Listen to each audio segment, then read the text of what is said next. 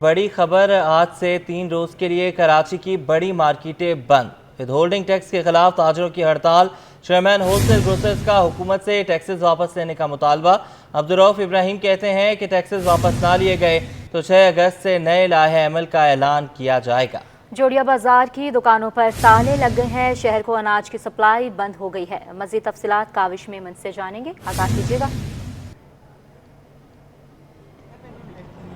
जी बिल्कुल, देखें, petroleum dealers और फ्लावर मिल्स के बाद अब होलसेल ग्रोसर्स भी मैदान में आ चुके हैं। विद होल्डिंग टैक्स का मामला है और ताजिर इस वक्त सरापा एहतजाज हैं। 3 दिन की हड़ताल की कॉल दी गई है। आज पहला दिन है। अजनास की सबसे बड़ी होलसेल मार्केट जोड़िया बाजार को ताले लग गए। मार्केट के जो दुकानदार है वो सरापा एहतजाज है। मुतालबा एक ही है कि हुकूमत विद होल्डिंग टैक्स वापस ले। अगर ये वापस नहीं लिया जाता तो ये खदशा जाहिर किया जा रहा है कि अजनास की कीमतों में 50 रुपये फ़ी किलो तक इजाफा हो सकता है।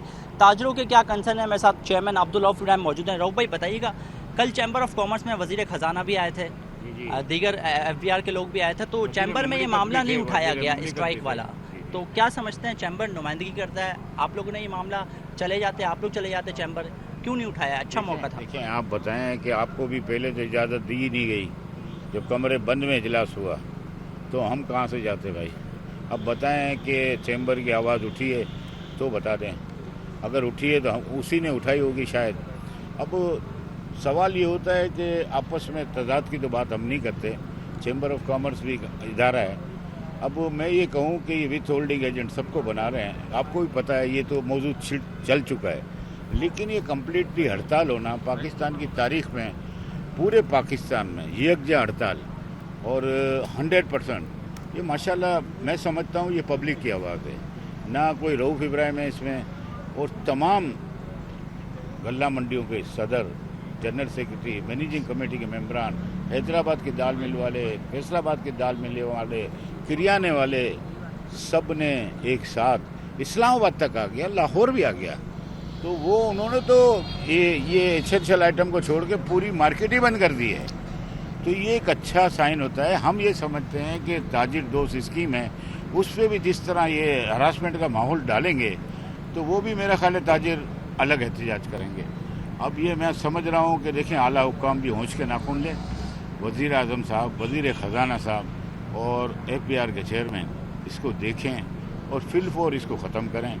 अगर नहीं करते, अगर आप ये समझ रहे हैं कि 0.1% में शनाख्ती कार्ड दे देंगे तो आप इस शर्त को ही ख़त्म कर दें कि 0.1 हम लेंगे, कोई शनाख्ती कार्ड नहीं होगा।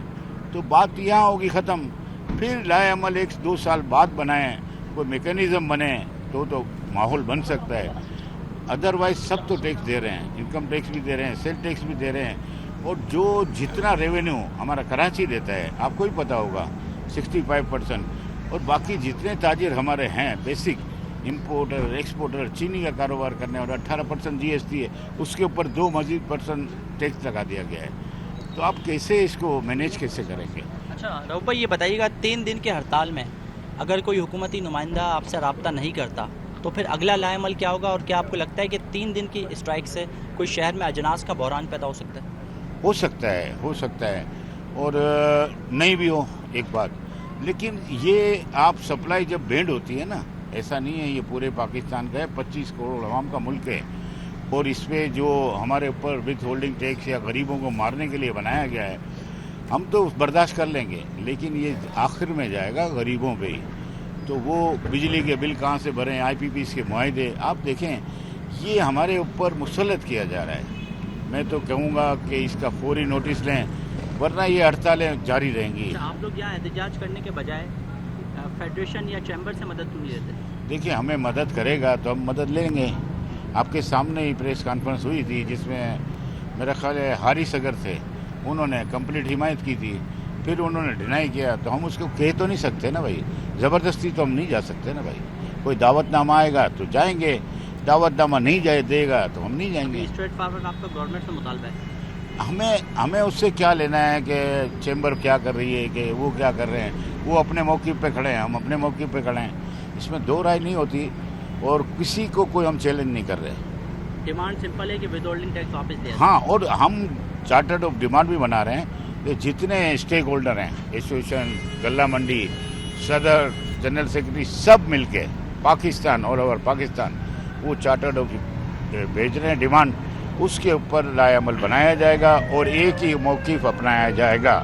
अच्छा, देखते हैं स्ट्राइक होती है तो छोटा ताजिर सबसे ज़्यादा मुतासर होता है। अब यहाँ देखते हैं कि ट्रांसपोर्ट के सेक्टर से वाबस्ता अफराद भी हैं, कोई गधा गाड़ी चलाने वाला भी है, रोज़मर्रा जो कमाता है, उसका क्या कहेंगे, उसका कितना नुकसान हो सकता है? हमने इस बारे में जो है ना अपनी एक मीटिंग की थी और हमने ये डिसाइड किया जितना भी डेली का जो है ना मज़दूर है उनके लिए हम सब ने डिसाइड ये किया है उनको 5 दिन तक जो है ना जो हमारी मार्केट बंद रहेगी उनको 5 दिन की उनकी डेली के बेसिस पे जो उनकी इनकम बनती है वो उनको हम देंगे, चाहे दुकानें बंद रहे, क्योंकि हम गरीबों का नुकसान नहीं करना चाहते। और हम जो है ना हमारे पॉइंट भी यही है कि गरीबों का ख्याल रखा जाए। ये जो दाल है या चावल है ये बेसिक चीज़ है, ये आम गरीब की खुराक है। अगर इसको गवर्नमेंट महंगा करेगी तो हम समझते हैं ये बड़ा जुल्म है छोटे लोग। बिल्कुल, देखिए इस वक्त अजनास की सबसे बड़ी मार्केट जोड़िया बाजार मुकम्मल तौर पे बंद है। ताजिर सरापा एहतजाज है, कहते हैं कि जब तक हुकूमत विद होल्डिंग टैक्स वापस नहीं लेती हड़ताल जारी रहेगी। इब्तदाई तौर पर 2 अगस्त तक की हड़ताल का ऐलान किया गया। आज पहला दिन है। ताजिरों का कहना है अगर 2 अगस्त तक हुकूमत हमारे मुतालबात पूरे नहीं करती तो फिर इजलास बुलाकर आगे का लाएअमल तय किया जाएगा। जी ये बताइएगा काविश के कितनी मार्केटें अभी बंद हैं और ताजरों के मुतालबात से आगाह भी कीजिएगा।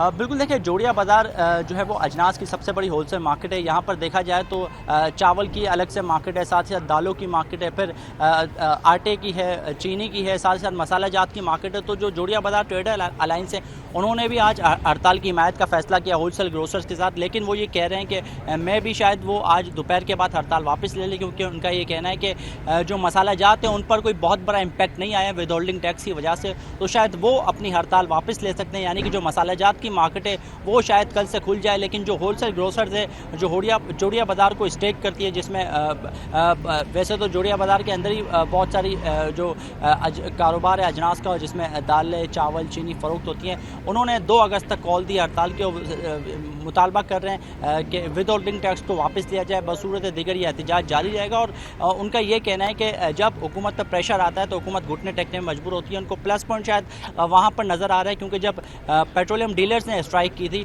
तो वो भी इन्हीं मुतालबात को लेकर सड़कों पर आए थे और एहतजाज किया था, पेट्रोल पंप्स बंद कर दिए थे, जिसकी वजह से हुकूमत घुटने टेकने पर मजबूर हुई थी।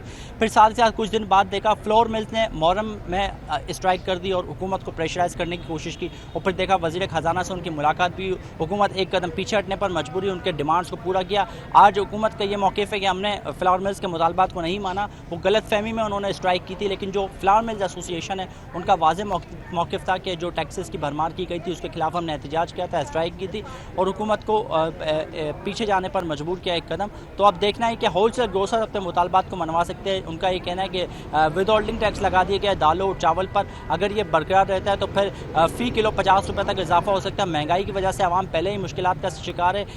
इलेक्ट्रिसिटी की प्राइसेस इस कदर हाई हो गई हैं कि आवाम जो है वो जो 35 से 40 हज़ार रुपये तनख्वाह कमाने वाला है उसके लिए जीना दोबर हो चुका है, क्योंकि 15 से 20 हज़ार तो इलेक्ट्रिसिटी का बिल आ जाता है, फिर जो किराए के घर में रहता है किराया भी अदा करना है और दीगर फिर जो रोज़मर्रा की अशिया लेने जब जाएंगे तो मार्केट में अगर बुलंद सतह पर होंगी तो यकीनन आवाम की जो कुव्वत खरीद है वो उससे शदीद मुतासर होने का खदशा है। लेकिन ये बात ताजिर कहते हैं आवाम को समझ आ रही है, लेकिन जो हुकूमत है उसके कान पर जूं तक नहीं रह रही। हुकूमत का दो टोक वाज़ेह मौक़िफ़ है कि IMF की शराइत पर तमाम जो टैक्सेस हैं वो लगाए गए, और अगर कोई टैक्स वापस लिया जाता है, अगर हुकूमत किसी भी ट्रेडर एसोसिएशन से बात करती है, उनके मुतालबात को मंजूर करती है, तो फिर वो यकीनन वो बात IMF के पास लेके जाई जाती है। IMF से मंजूरी के बाद ही उनको रिलीफ दिया जा सकता है। जी, IMF के बाद ही इन्हें रिलीफ दिया जा सकता है। अच्छा, ये भी बताइएगा कि ताजरों से हड़ताल ख़त्म करवाने के लिए किसी हुकूमती नुमाइंदे की मुलाकात भी मुतवक्का है?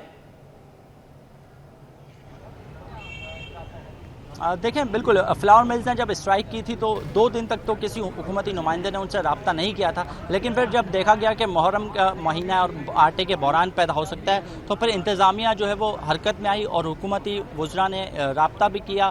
हम देखा कि जो वज़ीर ख़जाना है उनकी भी मुलाकात हुई और जो स्टेक होल्डर्स हैं उनका रब्ता हुआ वो इस्लामाबाद भी किया। लेकिन इस वक्त जो होलसेल ग्रोसर्स एसोसिएशन है अब्दुल रऊफ़ इब्राहिम, उनका कहना है कि इस वक्त किसी भी हुकूमती नुमाइंदे ने उनसे रब्ता नहीं किया, चूँकि आज हड़ताल का पहला दिन है और यकीनन होलसेल मार्केट से अजनास की सप्लाई होती है रिटेल की सतह पर।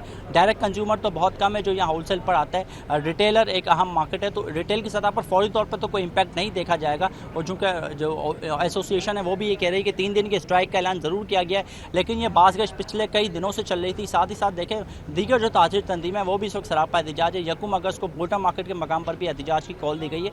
तो जो होलसेलर्स हैं उनका कहना है फौरी तौर पर तो कोई शायद इम्पैक्ट नहीं है, लेकिन आने वाले दिनों में जब इम्पैक्ट रिटेल की सतह पर आएगा तब शायद हुकूमत होश के नाखून लेगी, क्योंकि जो डायरेक्ट कंज्यूमर है वो रिटेल पर जाता है और रिटेल पर जब ये चीज़ें चलना शुरू होंगी कि आटे का बहरान हो गया या चीनी गायब होना शुरू हो गई या दालों की कीमतों में, क्योंकि जो तमाम तर सूरत में देखते हैं कि जो मुनाफा हो रहे हैं वो सरगर्म हो जाते हैं। देखा जब फ्लावर मिल्स ने स्ट्राइक की थी तो शहर में होलसेल में तो जोड़िया बाजार में आटे की सप्लाई जब बंद हो गई तो रिटेलर्स ने मुनाफाखोरी शुरू कर दी थी और जो कीमत है यानी कि अगर 100 रुपये किलो में फाइन आटा मिल रहा था तो वो किसी ने 120 किसी ने 130 रुपये किलो में फ़रोख्त किया। तो ये सूरत हाल पैदा हो सकती है, लेकिन उस पर डिपेंड ये करता है कि अगर ये हड़ताल मज़ीद जारी रहती है। अभी तक तो ये हड़ताल आज पहला दिन है, 2 अगस्त तक स्ट्राइक की कॉल दी गई। रिटेल की सतह पर अगर इम्पैक्ट पड़ता है तो फिर यकीनन हुकूमत भी, इंतज़ामिया भी, जो स्टेक होल्डर्स हैं वो भी होश में आएंगे और फिर ही शायद इनसे किसी किस्म का रब्ता हो।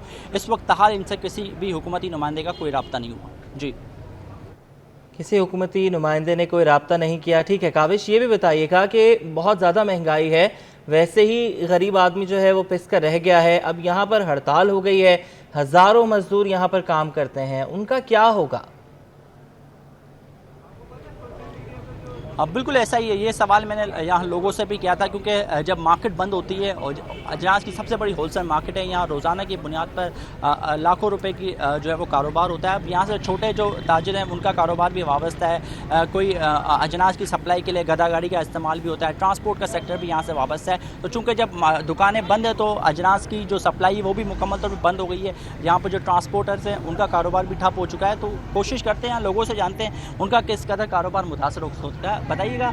अब देखते हैं कि जो बड़ा ताजिर है वो तो शायद सर्वाइव कर ले 2 से 3 दिन अगर स्ट्राइक होती है, लेकिन जो छोटा ताजिर है, देख रहे मजदूर तबका है, जो दिहाड़ीदार है, रोज़ाना का कमाते हैं, वो कितना मुतासर होता है हड़ताल? बिल्कुल वो मुतासर होगा। जिसने रोज़ कमाना है, जिसने रोज़ खाना है, तो उसकी दिहाड़ी नहीं लगेगी तो वो कैसे अपने घर का चूल्हा जलाएगा। इसी तरह जो है जो छोटा दुकानदार है, अगर उसके पास कारोबार नहीं होगा, माल नहीं होगा, तो वो अपना जो है वो कैसे गुजारा करेगा। ये सब चीज़ गवर्नमेंट को सोचनी चाहिए। तो इससे तो जो है वो काफ़ी बड़ा तबका जो है वो परेशान होगा। अच्छा, वैसे ही लोगों की जो कुव्वत खरीद है वो मुतासर हुई है। अब दिहाड़ीदार जो रोज़ाना का कमाता है उसकी तो कमर टूट जाएगी हड़ताल में। देखें, इस हड़ताल से जो रोज़ कमाता है, मजदूर हैं, ये गधा गाड़ी वाले हैं, ये गाड़ी वाले हैं, इनका चूल्हा नहीं जलेगा सर। अभी ये यहाँ बाज़ार में आए हुए थे, मुझसे रो रहे थे बेचारे, उनको गधे को भी खिलाना है, खुद भी खाना है और पैसा उनके पास कोई नहीं। आप ज़रा सोचें कि इसका ज़रा सोचें कि कितना बुरे असरात आएंगे। और फिर ये जो विद होल्डिंग टैक्स लगाया है, ये आखिर में जाके इन्होंने ही भरना है, इन्होंने नीचे तक जाएगा। हम भी कॉस्ट लगा के बेचेंगे, ये मरेगा, ये 25 करोड़ आवाम मरेगी। और देखें आम जो सारिफ है वो सबसे ज़्यादा उस पर इम्पैक्ट पड़ेगा। विद होल्डिंग टैक्स अगर लगता है तो चूँकि अजनास की कीमत में इजाफा होगा तो यकीनन जो आम सारिफ है, जो खरीदार है, उस पर इम्पैक्ट पड़ेगा। दुकानदार तो कीमत में इजाफा कर देंगे, लेकिन जो आम सारिफ है, जो वैसे ही महंगाई की चक्की में पिसा हुआ है, उस पर इम्पैक्ट पड़ेगा। साथ ही साथ जो दिहाड़ीदार है वो शदीद मुतासर है। आज पहला दिन है हड़ताल का। एसोसिएशन का तो कहना है कि उन तक जो है वो अजनास फराम किया जाएगा उनको, ताकि उनका कारोबार भी चल सके और जो 3 दिन की हड़ताल है उसमें वो किसी तरह सर्वाइव कर सकें। बिल्कुल, हड़ताल में सर्वाइव कर सकें, लेकिन सर्वाइवल बहुत मुश्किल है। बहुत शुक्रिया, आपने हमें अपडेट किया।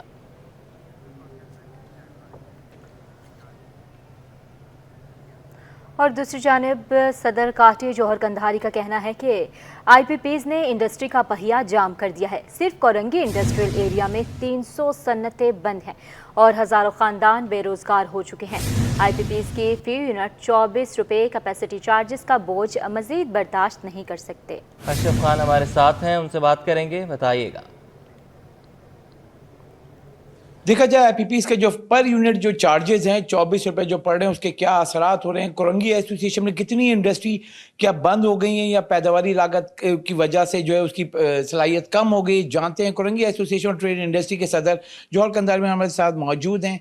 क्या देख रहे हैं IPPs के असरात, क्या हो रहा है इंडस्ट्री? देखें, जब से ये आईपीपी का पंडोरा बॉक्स खुला है तो आपने देखा होगा कि इसमें पूरा पाकिस्तान की सनत जो है वो एक पेज पे आ गई है, चाहे वो ताजिर हो, सनतकार हो या आम सारिफ भी हो, क्योंकि इतना बड़ा मसला है। और इसमें इसका हल भी इसमें मौजूद है कि आप जैसा भी आपने कहा कि हम जो बिजली ले रहे हैं 24 रुपये खाली, उसमें हम कैपेसिटी चार्जेस की मद में दे रहे हैं। सर 10 से 15 रुपये यूनिट की बिजली अगर हम 60-70 रुपये में लेंगे तो हम कैसे काम कर सकते हैं। इस रीजन में हमने पहले भी कहा कि इंडिया के अंदर 8 सेंट की बिजली है, चाइना में 4 सेंट की बिजली है, जहाँ बांग्लादेश में 7 सेंट की बिजली है। तो इस ग्लोबल विलेज में आप 16.5 सेंट की बिजली लेके तो कम्पीट कर ही नहीं सकते। यही वजह है कि आपकी सनतें बंद हो रही हैं। एक्सपोर्टर पहले ही यहाँ से आगे पीछे हो चुका है, एक बड़ी तादाद में लोग यहाँ से निकल रहे हैं।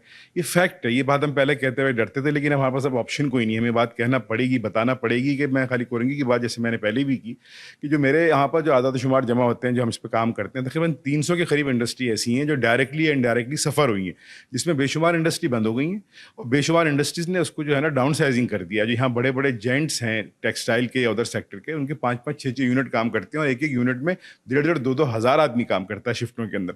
कहीं पे शिफ्टें कम हो गई, 3 की जगह 1 शिफ्ट हो गई, कहीं पे किसी के 5 यूनिट है उसने 2 यूनिट बंद कर दिया। तो ओवरऑल इम्पैक्ट देखिए, जैसे हम कहते हैं कि 15 लाख आदमी कोरंगी में खाली काम करने रोज़ आता है, तो अगर आप 300 इंडस्ट्री बंद करेंगे तो 50-60 हज़ार आदमी तो फारिग हो गया। तो 50-60 हज़ार आदमी नहीं है, 50-60 हज़ार खानदान है। अब इसका इम्पैक्ट क्या आएगा? डेफिनेटली फिर इसका इम्पैक्ट आगे जाके लॉ एंड ऑर्डर पर भी आएगा और दीगर मसाइल पैदा होंगे। शहर वैसे ही बहुत डिस्टर्ब है और ये सब चीज़ें जो है ना सोचने वाली हैं। और इसमें हमें चाहिए, जैसे हम पहले कहते आए कि 52% जो आपका आईपीपीज़ हैं वो गवर्नमेंट डाउन करती है और हमारी लीडरशिप भी इस पर बात कर रही है। तो खुदा रहा पहले उस पर पहल करें और इस चीज़ को कंट्रोल करें, क्योंकि ये वो बुनियादी चीज़ है कि इसको कंट्रोल करे बगैर आपका सनत का पहिया चल सकता है और एक्सपोर्ट तो आपकी ख़त्म हो जाएगी। वज़ीर आज़म साहब ने बड़ी खुशाइन बात की कि जी वो 60 अरब का टारगेट करना चाहते हैं एक्सपोर्ट का, तो पहले हमें वो चीज़ तो दें जो बेसिक नेसेसिटी, बिजली, पानी, गैस ही अगर नहीं होगा तो टारगेट कैसे पूरा होगा। सर इसको कंट्रोल करना बहुत ज़रूरी है। जी, जैसे कि आपने सुना, अहम सवालात उठाएं कि वज़ीर आज़म पाकिस्तान ने कहा है कि पाकिस्तान की जो एक्सपोर्ट है वो $60 अरब सालाना लेके जाना है। यहाँ पे सवाल उठाया कि जो आईपीपीज़ के जो चार्जेस हैं जब तक ख़त्म नहीं होंगे इंडस्ट्री का पहिया नहीं चल सकेगा। जी, क़ायद में ट्रेन शेड्यूल मुतासर, कराची से अंदरून मुल्क रवाना होने वाली ट्रेनें ताख़ीर का शिकार हैं। मज़ीद तफ़सीलात जानते हैं नुमाइंदा अक्सा शाहिद से। जी अक्सा। जी बिल्कुल, मौसम की खराबी और तेज बारिश के बाद जो है वो कराची से रवाना होने वाली मुताबिक ट्रेनें जो है वो ताख़ीर का शिकार हैं, जबकि कराची पहुंचने वाली भी तमाम ट्रेनें जो है वो घंटों ताख़ीर का शिकार है। मतरकम एक्सप्रेस 3 घंटे की ताख़ीर के बाद जो है वो 1:30 बजे कराची ट्रेन स्टेशन पहुंचेगी। इसी तरह फैसलाबाद से आने वाली मिल्लत एक्सप्रेस 5 घंटों की ताख़ीर के बाद 12 बजे के बजाय जो है वो शाम 5:15 बजे कराची पहुंचेगी। 5 बजे एक्सप्रेस 3 घंटे ताख़ीर के बाद 2 बजे कराची पहुंचेगी, जबकि लाहौर से कराची से लाहौर जाने वाली सरादरम एक्सप्रेस जो वो 3 बजे के बजाय शाम 4:15 बजे जो यहाँ से रवाना होगी। इस तरह कराची से फैसलाबाद जाने वाली मिल्लत एक्सप्रेस शाम 5 बजे के बजाय रात 8:45 बजे जो है वो कराची ट्रेन स्टेशन से रवाना होगी। ट्रेनों के घंटों ताक़ीर के शिकार के बाद जो मुसाफिरों को शदीद मुश्किलात का सामना है। जी अक्सर ये कहिएगा कि जैसे धुंध अगर हो उसमें ट्रेन शेड्यूल मुतासर हो समझ आती है, बारिश में तो ट्रेनें चलती हैं, उसमें ट्रेन शेड्यूल का मुतासर होना समझ से बालातर है। जी बिल्कुल, अक्सर ये होता है कि तेज बारिश के बाद जो वो ट्रैक पर पानी भर जाता है या फिर जो है वो मौसम जो है वो धुंधला हो जाता है, जिसकी वजह से जो है वो ट्रेन की रफ्तार को स्लो करना पड़ता है। इसी वजह से वो अपने स्पॉट पर लेट पहुंचती है, तो वहीं से जो है वो देर से रवाना होती है। इसकी वजह से जो वो ट्रेन को ताख़ीर होती है, क्योंकि ट्रेन आने और जाने के बाद जो है वो वॉशिंग लाइन में भी खड़ी होती है, वहाँ पर उसको जो है वो उसको चेक किया जाता है, उसके इंजन को जो है वो प्रॉपर ठीक किया जाता है, फिर उसके बाद जो है वो रवाना होती है। तो इस सारे अमले में जो है वो शेड्यूल जो है वो मुतासर हो जाता है। जी बहुत शुक्रिया, आपने हमें अपडेट किया। यहाँ बात करेंगे यूनियन कमेटी नंबर 5 में वाइस चेयरमैन बल्दिया टाउन के सवाब दीदी फंड से गलियों में प्योर ब्लॉक की तनसीब शुरू कर दी गई है। तफसीलात से आगाह करेंगे रिजवान अहमद, बताइएगा। जी बिल्कुल, साफ़ सुथरा माहौल और बेहतरीन इंफ्रास्ट्रक्चर हर शहरी का बुनियादी हक है, लेकिन बदकिस्मती से शहरी इस हक से तवील अरसे से महरूम थे।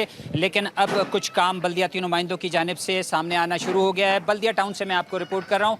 UC 5 आबिदाबाद का ये इलाका है, जहाँ पे मुख्तलिफ गलियों में जो है वो पेवर ब्लॉक की तनसीब का काम जारी है और इस सारे काम का सहरा जाता है वाइस चेयरमैन बल्दिया टाउन अजब खान सवाती के सर उन साथ मौजूद हैं हमारे, उनसे बात करते हैं। बहुत शुक्रिया सर, क्या काम हो रहा है यहाँ पे? बिस्मिल्लाहिर्रहमानिर्रहीम। ये मदनी मोहल्ला B ब्लॉक आबिदाबाद UC 5 में यहाँ पेवर ब्लॉक का काम स्टार्ट है और अल्हम्दुलिल्लाह ये अल्लाह ने ये एज़ाज़ हमें ही दिया कि 45 साल पुरानी आबादी में आबिदाबाद के 3 ब्लॉक हैं और इन 3 ब्लॉक में कहीं पर भी पेवर ब्लॉक नहीं लगा था। आज अल्हम्दुलिल्लाह आबिदाबाद में पेवर ब्लॉक लगाने का आगाज़ हो चुका है। यहाँ पर सेवरेज के जो इश्यूज़ थे, यहाँ सेवरेज लाइन को भी मेंटेन किया गया है, सेवरेज की लाइनें भी डाली गई हैं। ये अहले इलाका मौजूद हैं, इनके सामने ये सारा काम हुआ है और सेवरेज काम के मसाइल हल होने के बाद फिर ये काम शुरू किया गया है। असल में यहाँ तो मसाइल ही मसाइल हैं। ये यूनियन कौंसिल जब से हमें मिली है, यहाँ पर ना सेवरेज का निज़ाम है, ना ही यहाँ पर रोड मौजूद हैं। इकलौता एक रोड है जो कि भी पाकिस्तान पीपल्स पार्टी ने ही बनाया है यहाँ पर, जिसमें लियाकत अली अस्कानी साहब ने और हमारे सीएम साहब मुराद अली शाह साहब के फंड से वो काम हुआ था। वो भी पाकिस्तान पीपल्स पार्टी की मरहून मिन्नत है। बिल्कुल कहा यह जा रहा है कि यहाँ पे मसाइल जो है वो बेपनाह हैं, लेकिन गाहे बगाहे उन मसाइल को हल करने की कोशिश की जा रही है। और इसी सिलसिले में 6 के करीब बताया जा रहा है कि गलियाँ हैं जिनमें पेवर ब्लॉक की तनसीब की जा रही है ताकि मयार ज़िंदगी यहाँ के रहने वालों का बेहतर बनाया जा सके। जी, शहर कायद ने मतला जुज़वी बरालूद है। शहर का मौजूदा दर्जा हरारत 32 डिग्री सेंटीग्रेड है। महकमा मौसमियात के मुताबिक आज भी शहर में वक्फे से बारिश का सिलसिला जारी रहेगा। मौसम का मजीद अहवाल जानते हैं आयमा खान से। आगाह कीजिएगा आयमा।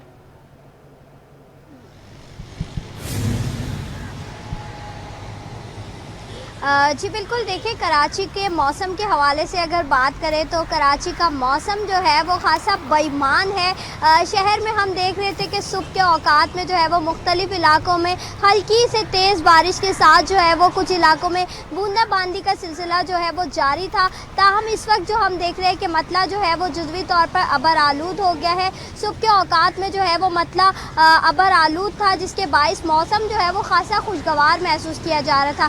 ताहम इस वक्त जो है वो सूरज और बादलों के दरमियान जो है वो आंख मचोली का सिलसिला जारी है। शहर में इस वक्त जो है वो मौजूदा दर्जे हरारत 32 डिग्री सेंटीग्रेड है।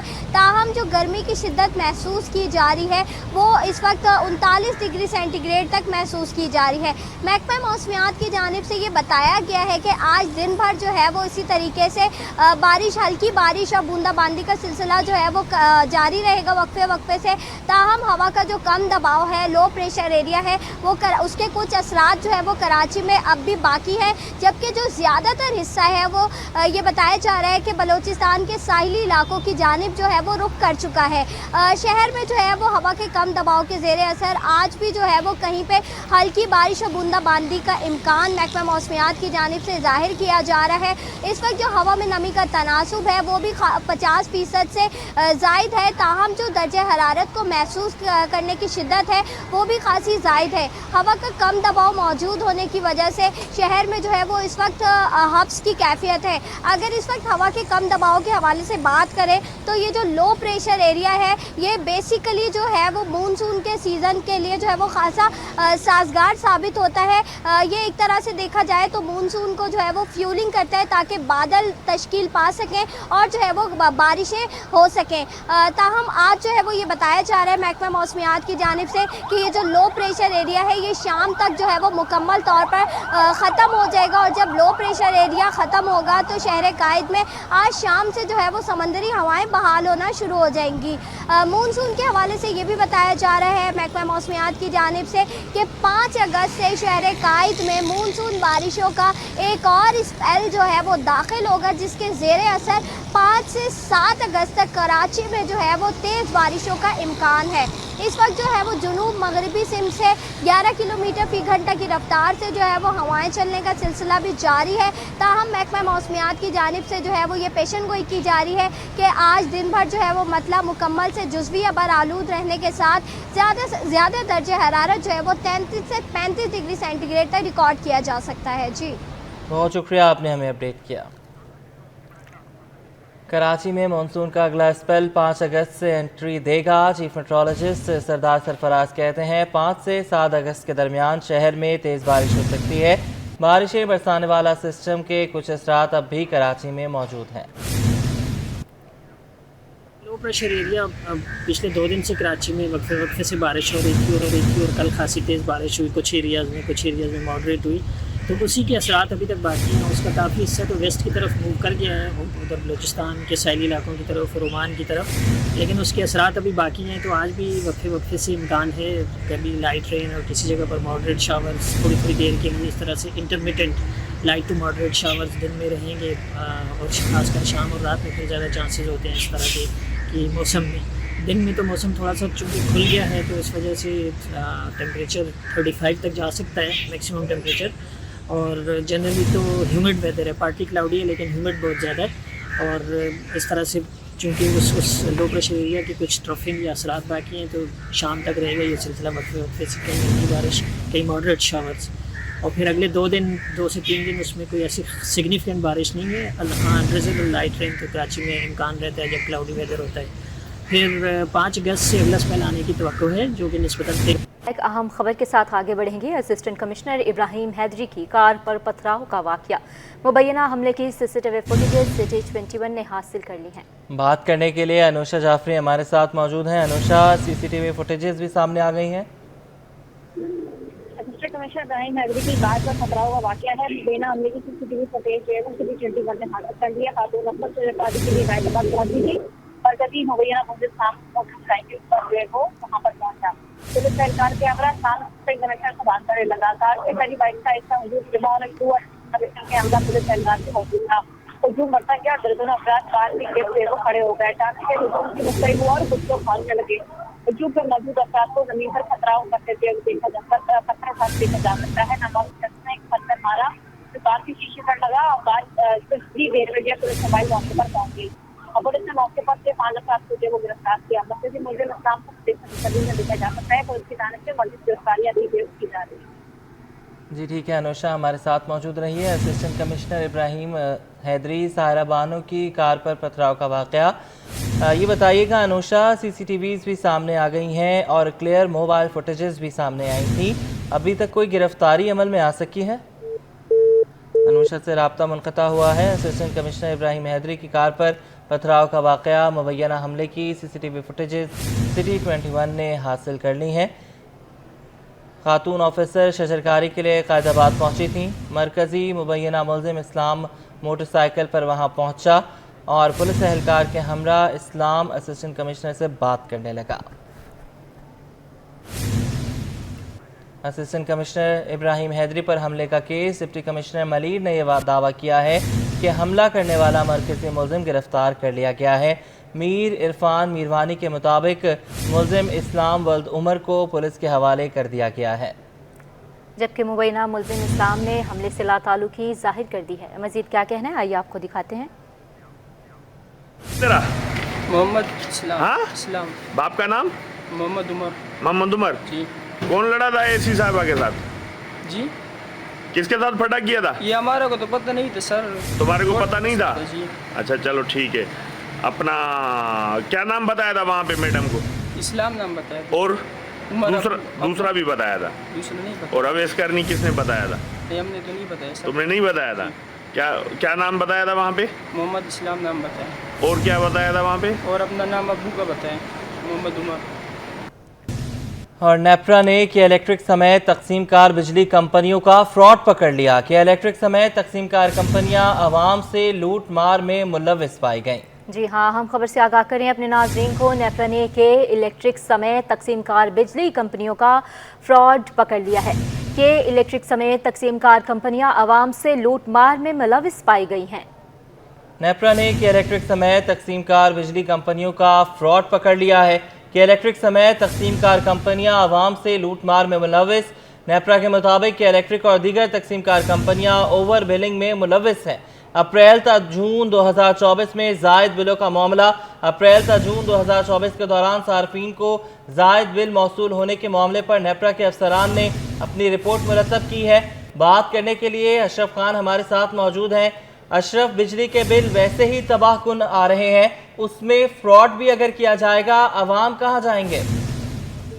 बिल्कुल सही है कि नेपरा ने के इलेक्ट्रिक समेत तमाम तकसीमकार बिजली कंपनियों का फ्रॉड पकड़ लिया है और जो सिचुएशन सामने आई है कि जो ओवर बिलिंग की जो शिकायतें आ रही थी उसका नोटिस हुआ है और जो नेपरा की टीम है उसने रिपोर्ट बना के जो नेपरा हुकाम को दे दी और के इलेक्ट्रिक और दीगर तकसीमकार कंपनियां ओवर बिलिंग में मुलविस पाई गई हैं। अप्रैल से जून में जो जायद बिलों का मामला है, अप्रैल से जून के दौरान सार्वजनिक को जायद बिलों के मामले पर जो है यहाँ पे अफसरान ने रिपोर्ट तलब की। रिपोर्ट में तमाम तकसीम काम कंपनियों को के जायद बिलें मुलविस पाई गई हैं और नेपरा अथॉरिटी ने तमाम तकसीम काम कंपनियों को बशमूल जायद बिलिंग के मामले पर वजाहत तलब की है। और यहाँ पे कहा गया है कि जो अप्रैल 2024 से जून 2024 के दौरान मुकर्रर बिलों के महीने से कम रीडिंग के लिए तनाज़ुर से जो बिलिंग की गई है उसके ऊपर जो शिकायत की गई है उसमें कहा गया है कि जो तमाम चीजें हैं उसको देखा जाएगा और जो अगर ओवर बिलिंग की जो अगर आई है तो उसको वापस भी किया जाएगा। लेट पेमेंट की वसूली नहीं की जाएगी और किसी तारीख में अगर लेट पेमेंट कर दी है तो उसको वो वापस लिया जाएगा और उसकी अदायगी की जाएगी। और यहाँ की सिचुएशन है कि यहाँ पर पहली बार देखा जा रहा है कि KLHC समेत तमाम तकसीम कार कंपनियां जैसे कि वजीर दाखिला है मोहसिन नकवी ने नोटिस लिया था ओवर बिलिंग का। उसके बाद नेपरा ने ये रिपोर्ट बनवाई है। रिपोर्ट जो आला हुकाम को पेश कर दी गई है जिसमें कहा गया है कि इसका जो असर है वो आम आवाम पे पड़ रहा है और इसके जो लेट पेमेंट चार्जेस है ये तमाम जो है उसको वो वसूली की जाएगी, उसको दुरुस्त किया जाएगा और यहाँ पे लेट पेमेंट वसूली नहीं की जाएगी। जो सारिफीन जो है ओवर बिलिंग की वजह से परेशान है उसको दुरुस्त भी किया जाएगा। ये तमाम हिदायत है नेपरा ने जो है तकसीम कार कंपनी सामने जो है KLHC को हिदायत की और कहा कि 30 दिन के अंदर मुकम्मल रिपोर्ट पेश की जाए ताकि आवाम को रिलीफ मिले और जो भी ओवर बिलिंग की शिकायतें हैं उसको दूर किया जाए। अशरफ, ये बताइएगा कि इन 2 महीनों में कितनी ओवर बिलिंग की गई KLHC की तरफ से और साथ साथ ये बताइएगा कि कमाओ पूत अपने आप को जाहिर किया गया तो क्या ये ओवर बिलिंग का शाखसाना था कि KLHC ये दावे करता रहा? जी बिल्कुल दुरुस्त है ये बात जो कि ज्यादातर आवाम की जानिब से जो शिकायतें आई हैं कि ओवर बिलिंग की वजह से जो है आवाम परेशान है क्योंकि जैसे डेट मैं बताऊं कि अगर 25 तारीख की ड्यू डेट है कि मीटर रीडिंग की वो 28 तारीख होती है। 3 दिन का जो इजाफी यूनिट आ रहा था तो उसके यूनिट की जो स्लैब चेंज हो जाता था जिससे टैक्सेस और भारी उस पर बोझ लग रहा था। अब ये तमाम रिपोर्ट जो जाँच करके जो है इसको दी जाएगी जिसे बताया जाएगा कि कितनी जो है ये किस डेट को जो इनकी रीडिंग की गई है। 2 दिन की भी इजाफी रीडिंग अगर दी गई है तो उससे जो मीटर के जो बिजली के बिल है उससे क्या फर्क पड़ा है उसकी भी रिपोर्ट पेश की जाएगी। 30 दिनों की रिपोर्ट मांगी गई है और 30 दिन के अंदर तमाम तकसीम कार कंपनियां जिसमें KLHC जिसमें दावा करती थी KLHC की अपनी जो बिलिंग है उनकी दुरुस्त है, लेकिन अब ये हकीकत सामने आ गई है कि ओवर बिलिंग की जा रही है, आवाम को लूटा जा रहा है, भारी भरकम बिल दिए जा रहे हैं, जितने ज्यादा जो यूनिट आ रहे हैं उसकी वजह से जो है आवाम पे बोझ पड़ रहा है। अब ये तमाम नोटिस लिया गया है। अब यहाँ पे देखना ये है कि नेपरा की जांच में कितने सख्त इक़दाम किए जाते हैं क्योंकि यहाँ पे नेपरा जो है रेगुलेटरी अथॉरिटी है तमाम तकसीम कार कंपनियों की जिसमें KLHC भी आता है और यहाँ ये सख्त फैसला लिया गया है जिसके बाद अब देखा जाएगा कि आवाम को रिलीफ कैसे मिलेगा। यहाँ पर एक और इम्पोर्टेंट क्वेश्चन भी है अशरफ कि अगर इस केस को चलाया जाता है जिस तरह आपने बताया कि वज़ीर दाखिला ने भी सख्ती से नोटिस लिया है तो हम ये देखेंगे कि KLHC 2-4 लाइन मैन्स पर और मीटर रीडर्स पर सारा मामला डाल के अरबों का मामला डाल के खुद साइड पर हो जाएगा। बिल्कुल दुरुस्त कह रहे हैं क्योंकि मैं बताऊं कि वजीर दाखिला मोहसिन नकवी ने जो पंजाब में ओवर बिलिंग पकड़ी थी और सख्त हिदायत की थी FIA को कि जिन जिन लोगों ने ओवर बिलिंग की है उन सब की जो रिपोर्ट पेश की जाए। उसके बाद देखा जा रहा है उसी के अभी आगे स्टेप है कि नेपरा ने जो खुद जाके इक़दाम किए हैं और जो रिपोर्ट ली है रिपोर्ट के बाद जो है वहाँ पे वो रिपोर्ट जो है अपनी टीम से आला अफसरान से ली गई है। तमाम तकसीम कार कंपनियां इसमें शामिल है जिसमें KLHC भी शामिल है और KLHC को ज्यादा फोकस इसलिए किया जा रहा है कि मुल्क का जो सबसे बड़ा शहर है उसके एक ही कंपनी जो है KLHC बिजली फराहम करती है। 35 लाख सार्फिन है जो इस वक्त परेशान है ओवर बिलिंग की वजह से और सबसे बड़ा मसला ये है कि जो मीटर रीडिंग की जो चीजें सामने आई कि इजाफी डेट के ऊपर जाके जो मीटर रीडिंग की जा रही तो स्लैब चेंज हो रहा है। जैसे कि आपको पता है 200 यूनिट तक अलग स्लैब है, 201 के ऊपर जो 5,000 रुपए का जो यूनिट था वो उसका बढ़ जाता है। एक यूनिट के ऊपर जो चार्जेस हैं बिजली का बिल अगर 4,000 वो 8,000 हो रहा है। ये कंसर्न है क्योंकि मुल्क भर में इसके ऊपर एहतजाज भी हो रहा है और यहाँ पे जो तमाम बिजनेस कम्युनिटी कंसर्न भी शो कर रही है। अब ये बड़ा फैसला है नेपरा की जानिब से और ये जो नोटिस लिया गया है और ओवर बिलिंग का इंकशाफ हुआ है। ओवर बिलिंग आम आवाम गरीब आवाम कहा ये ज्यादा 80% जो है गरीब आवाम है जो कि बिजली इस्तेमाल करते हैं, बिजली देने के काबिल नहीं रहे, बिजली के बिल की अदायगी का मसाइल हो रहे हैं। और उसके साथ साथ आपको बताऊं लेट पेमेंट चार्जेस भी 14% लास्ट नोटिफिकेशन में जो है जारी किया था कि जो भी लेट पेमेंट करेगा उसके बाद 14% जो है बिलिंग के ऊपर आयद होगा। ये भी हमने खबर पहले दी थी। अब ये इम्पैक्ट है कि देखा जाएगा कि जो ओवर बिलिंग का मामला है, इस पे लेट पेमेंट लेने से मना कर दिया गया। और ये भी कहा है कि जो भी अब लेट पेमेंट अगर किसी ने अदायगी कर दिया, उसके दुरुस्त होता है तो लेट पेमेंट चार्जेस भी वापस किए जाएंगे। के इलेक्ट्रिक समेत तकसीम कार कंपनियां अवाम से लूटमार में मुलविस पाई गई हैं। नेपरा ने के इलेक्ट्रिक समेत तकसीम कार बिजली कंपनियों का फ्रॉड पकड़ लिया। बहुत शुक्रिया अशरफ, आप हमें तफसीलन अपडेट कर रहे थे। शहर में बारिश के पेश नज़र Sindh solid waste management board ने ऑपरेशन तेज कर दिया। गार्बेज कलेक्शन के औकात कार बढ़ा दिए। डिस्ट्रिक्ट ईस्ट में छोटी गाड़ियों की मदद से स्वीपिंग का अमल भी तेज कर दिया गया। मजीद तफसीलात जानेंगे एहसन अब्बासी से। जी एहसन। जी बिल्कुल, महकमा मौसमियात की जानिब से रेन एमरजेंसी का अलर्ट जारी होते ही Sindh solid waste management board की जानिब से भी ऑपरेशन में तेज़ी देखने में आ रही है। 4 औकात जो है वो बताए जा रहे हैं शहर में जो स्वीपिंग की जा रही है। साथ साथ छोटी गाड़ियों की मदद से भी जो है इलाका गली मोहल्लों से गार्बेज कलेक्शन की जा रही है। आमिर अब्बास हमारे साथ मौजूद है, उनसे जान लेते हैं। सर बताइएगा, मानसून में किस तरह से ऑपरेशन चला रहे हैं? देखें जी, इस तरह महकमा मौसमियात ने अलर्ट जारी करा, हमने जब भी टीमें अपनी ऑन बोर्ड कर दी। जो मेन पॉइंट्स हैं हमारे शहर फैसल है, गुलमंदर है, वहाँ हमारी टीम मौजूद है। जहाँ जहाँ पानी खड़ा होता है वहाँ हमारे लोग से ब्रशिंग के जरिए वो पानी स्वीप कर रहे हैं। ठीक है, अच्छा कचरा के साथ अगर पानी आता है तो वो फिर फैल जाता है, इसके हवाले से क्या? नहीं, ये चीज़ें हमारी नॉलेज में हैं, वो हम पहली मशीनरी के जरिए कचरा रिमूव करवा दिया है। सुल्तान सफाई नजर नहीं आएगी इंशाल्लाह। ठीक है, कितना योमिया कितना कचरा उठा रहे हैं? योमिया जी हम कम से कम 1200 टन जो जमशेद जोन से उठता है और पूरे ईस्ट से जो है 2500 तक तकरीबन जाता है। ठीक है, बहुत शुक्रिया नाज़रीन। रेन एमरजेंसी नाफिज होने के साथ साथ जो है वो ऑपरेशन में तेज़ी जो है वो देखने में आ रही है। साथ साथ अमले की छुट्टियां जो है वो मनसूख कर दी गई हैं ताकि अवामी शिकायत का फौरी तौर पे अजाला किया जा सके। जी, लियाकताबाद और नाज़िमाबाद के अंडरपासेस के अतराफ में बारिश का पानी ताहाल मौजूद है, जिसके बायस ट्रैफिक की रवानी मुतासिर है। आयशा मंजिल से लियाकताबाद आने वाले रोड और लियाकताबाद से नाज़िमाबाद जाने वाले अंडरपास पर ट्रैफिक का दबाव है। मज़ीद तफसीलात जानेंगे आजिज़ जमाली से, बताइएगा। जी देखिए, इस वक्त मैं लियाकताबाद अंडरपास पर मौजूद हूँ और अंडरपास के जो दोनों अतराफ़ हैं, यानी अंडरपास के अंदर तो पानी नहीं है, लेकिन ये अंडरपास के एक तरफ आयशा मंजिल से आने वाला रोड और दूसरा नाज़िमाबाद जाने वाला रोड, इन दोनों रोडों पे इस वक्त बारिश का पानी जमा है। पानी निकालने का ज़रूर अरेंजमेंट किया जा रहा है। ये आप देख सकते हैं कि इस वजह से ये आयशा मंजिल से आने वाला ट्रैफिक है, इस वजह से ट्रैफिक जो है ट्रैफिक की रवानी शदीद मुतासिर है और यहाँ पर जो है ट्रैफिक फंसी हुई भी है, कहीं कहीं जाम भी है। उसके अलावा नाज़िमाबाद अंडरपास में भी पानी है, उसका भी हमने जायज़ा लिया। अंडरपास के अंदर भी पानी है जिसको भी निकाला जा रहा है। Karachi water and sewerage corporation की जानिब से एहतमाम ज़रूर किया जा रहा है कि इस पानी को निकाला जाए। पाइप्स लगा के पानी निकालने की कोशिश हो रही है, लेकिन उसके बावजूद भी ट्रैफिक की रवानी जो है वो शदीद मुतासिर है। यहाँ पे लियाकताबाद अंडरपास पे और नाज़िमाबाद अंडरपास पे, इन दोनों अंडरपासेस पर इस वक्त ट्रैफिक की रवानी मुतासिर है। जी, वज़ीर आला सिंध सैयद मुराद अली शाह से अक़वाम मुत्तहिदा के वर्ल्ड फूड प्रोग्राम के कंट्री डायरेक्टर ने वज़ीर आला हाउस में मुलाकात की है। अहम खबर है, वज़ीर आला सिंध सैयद मुराद अली शाह से अक़वाम मुत्तहिदा के वर्ल्ड फूड प्रोग्राम के कंट्री डायरेक्टर ने वज़ीर आला हाउस में मुलाकात की है। आजिज़ जमाली हमारे साथ मौजूद हैं। आजिज़, मुलाकात का अहवाल बताइएगा, ये भी बताइएगा कौन कौन शरीक रहा?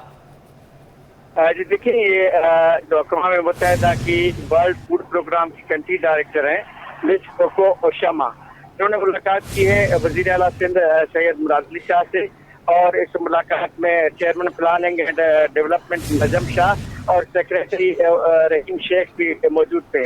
मुलाकात सूबे की फूड सिक्योरिटी के हवाले से ज़रूरी इक़दाम पर तबादला ख्याल किया है और वज़ीर आला सिंध का ग़िज़ाया की कमी और छोटे कद के बच्चों के मसाइल हल करना बहुत ज़रूरी हैं। उन्होंने बताया कि हम बच्चे की पैदाइश से लेकर 2 साल तक ज़रूरी खुराक देने को यकीनी बनाएंगी, ये कहना था वज़ीर आला सिंध। हुकूमत सिंध ने बताया कि सोशल प्रोटेक्शन प्रोग्राम इस वक्त जो है वो 15 अजला में शुरू किया गया है। 3 मिलियन से ज़ायद ख़ानदानों के साथ ताउन किया जा रहा है। यहाँ पे जो अक़वाम मुत्तहिदा की कंट्री डायरेक्टर हैं फूड सिक्योरिटी की, उन्होंने सिंध हुकूमत को कहा है कि सिंध हुकूमत अगले 5 सालों के दौरान फूड सिक्योरिटी प्लान बनाए और सोशल प्रोटेक्शन प्रोग्राम के तहत हामला खवातीन, माँ और बच्चे के अस्पताल के जरिए चेकअप और दीगर प्रोग्रामों के बारे में एक पूरा प्लान बना के वर्ल्ड फूड सिक्योरिटी प्रोग्राम को पेश करे। बहुत शुक्रिया, आपने हमें अपडेट किया। महकमा इंक्वायरी एंटी करप्शन में अफसरान शदीद इख्तलाफात का शिकार। Chairman inquiry anti corruption director को हटवाने पर डट गए। Chairman inquiry anti corruption Syed Zulfiqar Ali Shah की वापसी के बाद डायरेक्टर दफ्तर से गायब। मज़ीद तफसीलात जानते हैं आज़ाद नोहड़ियों से, आगाह कीजिएगा हमें।